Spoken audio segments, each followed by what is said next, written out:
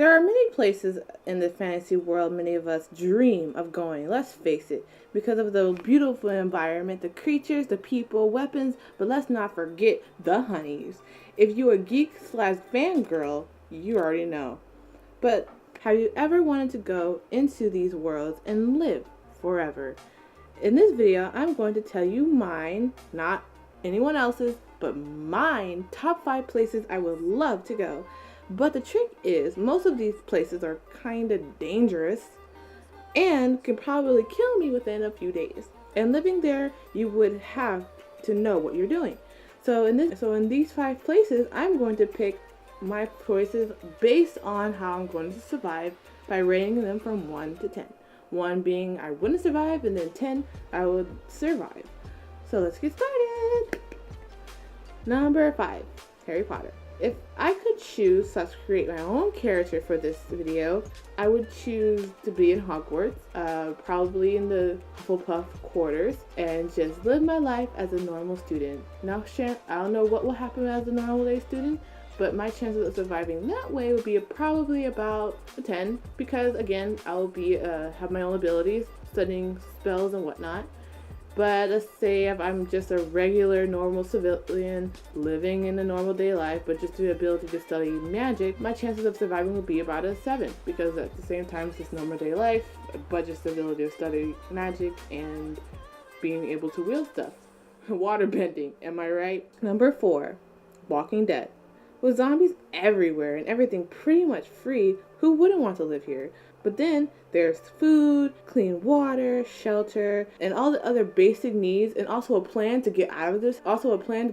Hell. Yeah, that's the chances of surviving would be about 5. But let's say if I am in the group and I'm with Rick, Michonne, Maggie, so on, and Daryl.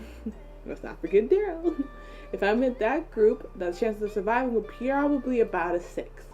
Because again, let's face it, this place is very much high, and even with Daryl at my side to protect me, it's still going to be a hard chance of surviving. Still going to need an awesome partner. Number 3, Avatar. In a world that's so gorgeous, so beautiful night and day, in this world of Pandora, with strange looking animals such as this 4-legged horse, the dragon looking like thing, the little dandelion spirits, and the blue smurfs.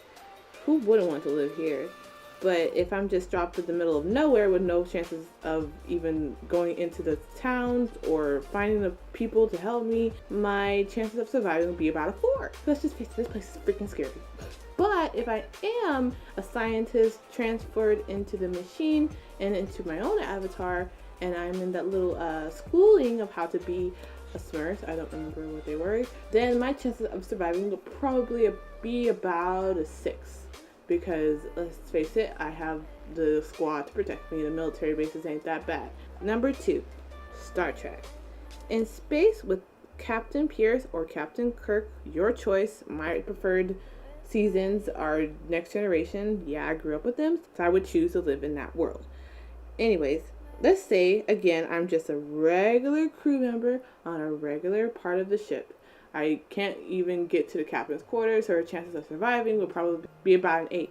Because I am on the ship, and even though they face challenges of surviving, they somehow tend to survive, so. But if I was a regular civilian on Earth, yeah, I guess my surviving level would be a lot higher than that, say about 10, because again, I'm just a normal person. Who knows, it probably is happening right now as we speak. But if I was on the ship, let's see if I can find Commander Williams and convince him to fall in love with me. How you doing? Now, before we get to our number 1 video, if you like this video and want to see more, please hit that red button and you'll be able to see more. Go ahead, I'll wait.